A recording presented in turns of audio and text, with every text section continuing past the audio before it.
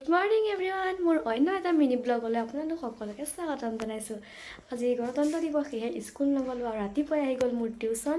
এয়া মই টিউশ্যন লৈ আছোঁ, ভাবিছোঁ এটা মিনি ব্লগ ইয়াৰ পৰাই আজি আৰম্ভ কৰি দিওঁ আৰু আগলৈ কি হৈ যায় আপোনালোক সকলোকে মই দেখুৱাই যাম। তাৰপিছত খুৰা ল'ৰাটোৱে আনিলে আকৌ বগৰী, সি বোলে বগৰী খাওঁ। তাৰপিছত দুইটা পথাৰত বহি বগৰী খোৱাত লাগিলোঁ।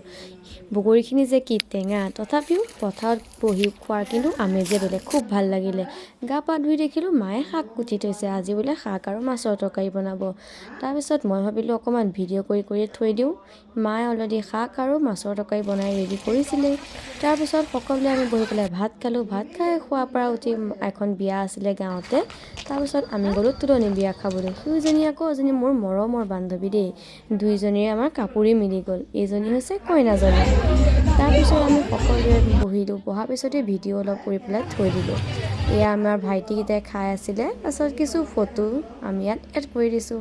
আশা কৰোঁ চাই আপোনালোকে ভাল পাব। আজিলৈ আহিছোঁ দেই, বাই বাই।